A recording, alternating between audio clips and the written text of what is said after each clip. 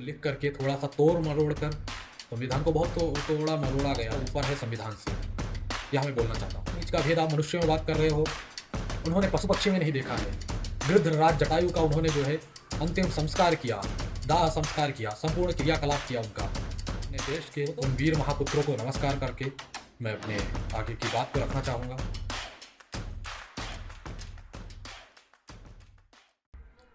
जय सीताराम। बहुत दिन हो गया वीडियो नहीं आ रहा था, सोचा आप लोगों के सामने एक वीडियो ले ही आता हूँ। काफ़ी दिन हो गया, काफ़ी कुछ मैं विचार कर रहा था वीडियो के बारे में। सर्वप्रथम मैं अपने गुरुओं को नमस्कार करके और अपने देश के उन वीर महापुत्रों को नमस्कार करके मैं अपने आगे की बात को रखना चाहूँगा। मेरे गुरु जी जो हैं, मुझे जो भी सिखाए हैं, गुरु कहिए, आपकी भाषा में टीचर कहिए, प्रोफेसर कहिए, जो भी कहिए, मैं उनका एक ध्यान करना चाहूँगा। उसके बाद आगे बात रखना चाहूँगा। गुरुर्ब्रह्मा गुरुर्विष्णुः गुरुर्देवो महेश्वरः गुरुः साक्षात् परब्रह्म तस्मै श्री गुरवे नमः। जब अधिकतर लोगों से यह प्रश्न पूछा जाता है कि संविधान या शास्त्र, तो अधिकतर लोगों का जवाब होता है संविधान। लोग देते हैं, संविधान देते हैं, लेकिन मैं शास्त्र का देना चाहूँगा। सारी बातों को अपनी में रखूँगा। शास्त्र ऊपर है संविधान से, यह मैं बोलना चाहता हूँ। जब संविधान लिखा जा रहा था तो जो न्याय था, जो न्याय का पद था, या फिर जितने भी बातें वहाँ पर आई हैं, वो हमारे शास्त्रों से ही ली गई हैं। संविधान के प्रथम पृष्ठ पर श्री राम जी का चित्र, या फिर और काफ़ी जगह अनुच्छेदों में जो है, काफ़ी जगह पृष्ठों पर हमारे देवी देवताओं का चित्र का वर्णन हुआ है वहाँ पर। तो इस प्रकार से हम देख सकते हैं जो संविधान है, या फिर जो उसके रचयिता थे जो है, उन सब लोगों को हमारे शास्त्रों के बारे में पता था। शास्त्रों के बारे में जानने के बाद में, शास्त्रों को समझने के बाद में, उसके बाद में उसी तरीके से एक कोई संविधान को लिख करके थोड़ा सा तोड़ मरोड़ कर संविधान को बहुत तोड़ा मरोड़ा गया है। संविधान में ऐसा है कि अल्पसंख्यक लोग जो है अपनी भाषा को लेकर के अपने धर्म को अच्छे से प्रचार कर सकते हैं, परंतु वो ये क्यों नहीं सोच रहे हैं कि अल्पसंख्यक आए कहाँ से। अल्पसंख्यक तो बाहर से आए हैं ना, हम उनको ये छूट दे रहे हैं कि वो चाहे जो करें, तो वो अच्छा नहीं है ना। वो संविधान हमें बताता है। हाँ, ये बात सत्य है कि संविधान सबके लिए लाभ या फिर जो है सबके लिए जो है दंड समान रखता है। चाहे जो व्यक्ति हो, सबके लिए संविधान जो है दंड समान रखता है।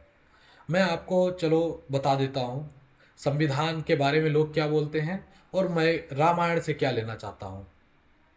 रामायण में जो लिखा गया है, जो सुना गया है, जो पढ़ा गया है, बालकांड से लेके युद्ध कांड तक का जो हमारा रामायण है, उतना ही रामायण है। उत्तरकांड प्रक्षिप्त है, आपको गूगल पे या फिर हजारों जगह उसके जो है आपको प्रमाण मिल जाएंगे, इसलिए उस पर मैं बात नहीं करूँगा।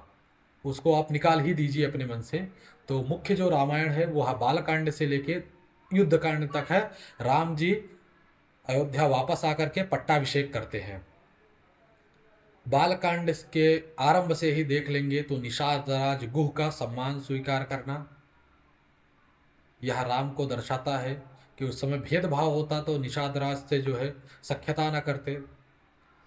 विश्वामित्र जैसे क्षत्रिय का जो है ऋषित्व प्राप्त करना, एक लेवल ऊपर चला जाना, बहुत सारे लोग गए हैं। मतंग ऋषि के बारे में आप जानते होंगे। शबरी जिसके आश्रम में रहती थी, वो चांडाल कुल से थे जो है, परंतु वो भी ऋषि हुए। उसके बाद में शबरी को देख लीजिए, एक भीलनी थी, परंतु उनको भी प्रभु प्राप्त हुए। ऊंच नीच का भेद देखा ही नहीं कहीं पर। ऊंच नीच का भेद आप मनुष्यों में बात कर रहे हो, उन्होंने पशु पक्षी में नहीं देखा है। गृध्रराज जटायु का उन्होंने जो है अंतिम संस्कार किया, दाह संस्कार किया, संपूर्ण क्रियाकलाप किया उनका। वो तो सभी जीवों में सामान्यता देखने वाले प्रभु हैं हमारे। आप उनसे सीख करके, उनसे सारी शिक्षा को ले करके उसके बाद में आप बोल देते हो कि राम काल्पनिक है। कैसे काल्पनिक हो सकते हैं? समानता की आप बात करते हो, रावण एक ब्राह्मण परिवार से था, परंतु उसके दुष्टता के कारण उसका वध किया गया। अगर इस ब्राह्मण को इतना ही हमेशा से श्रेष्ठ माना जाता सिर्फ ब्राह्मण जन्म लेने से, तो रावण को कभी नहीं मारा जाता। या फिर नीच जाति वालों को अगर इतना ही नीचा देखा जाता, तो शबरी के पास राम कभी नहीं जाते, जूठे बेर नहीं खाते, निषाद राज से सख्यता नहीं करते, मित्रता नहीं करते। यह सब सीख करके थोड़ा ऐड करके, ये जो सब ऐड किए हैं संविधान में, उसका क्या मैं करूं। आप जो है, जो संपूर्णतया सरकारी स्कूल है, गवर्नमेंटेड स्कूल है, उसमें आप वेद, धर्म, शास्त्र इत्यादि नहीं पढ़ा सकते हैं। यह संविधान है। करेक्ट, मुझे एग्जैक्ट अनुच्छेद नहीं पता है, शायद 28, 29 या 30 ऐसा कुछ अनुच्छेद है, मुझे एग्जैक्ट नहीं पता है। परंतु जिस शास्त्र को पढ़ के आप लोगों ने संविधान लिखा, जिस शास्त्र के ज्ञान से बड़े से बड़े योद्धा, बड़े से बड़े पराक्रमी लोग इस देश की रक्षा कर पाए हैं, जिस शास्त्र के बल से अभी तक जो है बीच में बहुत सारे लोग आए, इस पे कब्जा किए, इस पे राज्य किए, क्यों सभी लोग इधर ही आना चाहते हैं? क्यों सब लोग इसको जो है अपना अपने नेतृत्व में लेना चाहते हैं? भारत एक भूमि का टुकड़ा नहीं है, जैसे कि अटल बिहारी वाजपेयी जी ने कहा था। यह भारत भूमि जो है काफ़ी बलिदानों के बाद आज सुरक्षित है। आज हम लोग जो है ये सेकुलरिज्म का जो नारा लगा पा रहे हैं, ये उन बलिदानों की वजह से है।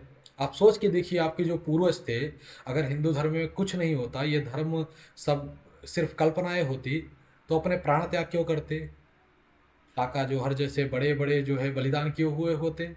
महाराणा प्रताप, छत्रपति शिवाजी महाराज, संभाजी महाराज, इतने सारे लोग अपने बलिदान क्यों दिए होते? झांसी की रानी, रानी लक्ष्मीबाई, ये सब लोग बलिदान इसीलिए दिए हैं कि ये हमारा देश हमेशा से बना रहे। आप लोग नहीं पालन कर रहे हैं, कोई बात नहीं है, लेकिन राम को नहीं मानना, आप आपके अंदर वो अधिकार नहीं है, आप राम को नहीं मानेंगे। आप होते कौन है राम को न मानने वाले? संविधान जो है हमारे शास्त्रों के खिलाफ है।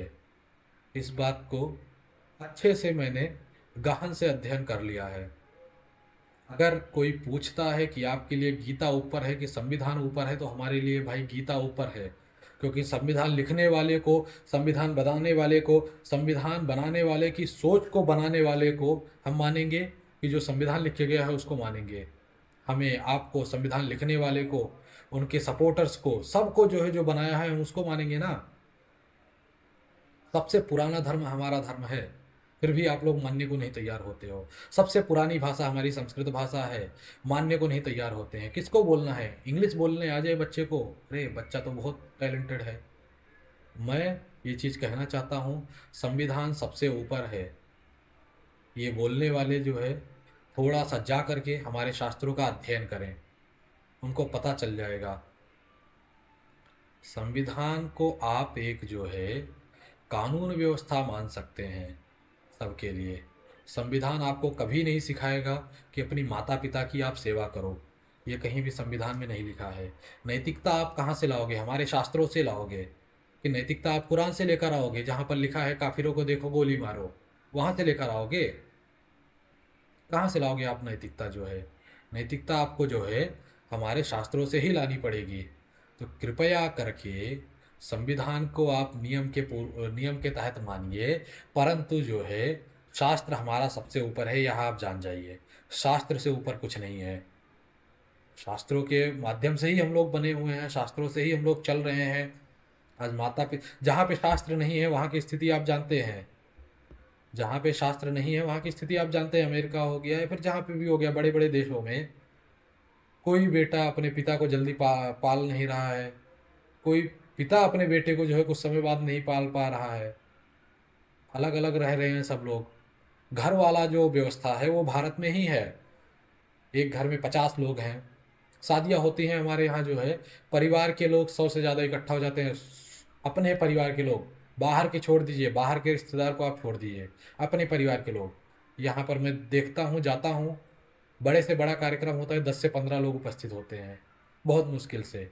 और उनको भी जल्दी जाने की ज़रूरत रहती है। अभी सुधर जाइए, अभी अपने शास्त्रों की रक्षा कर लीजिए।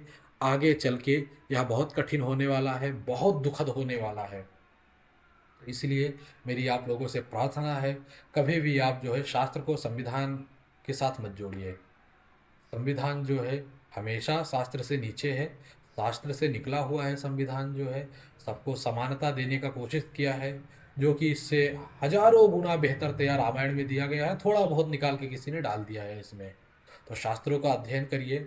संविधान जो इस पे कानून लागू हो गया है उसको तो पालन करना ही है हम लोगों को, परंतु जहाँ पर शास्त्र या संविधान की बात आए, आप तुरंत जो है शास्त्र को आगे कर दीजिएगा। भारत माता के लिए जिए। जीना आपको जो है भारत माता के लिए चाहिए, परिवार के लिए तो जीना ही है आपको। देश के लिए भी कुछ कर लीजिए। इस देश की मिट्टी में पैदा होने का कुछ ऋण चुकाइए जो है, अऋणी मत होकर जाइए। ठीक है। जय सीताराम, जय महादेव।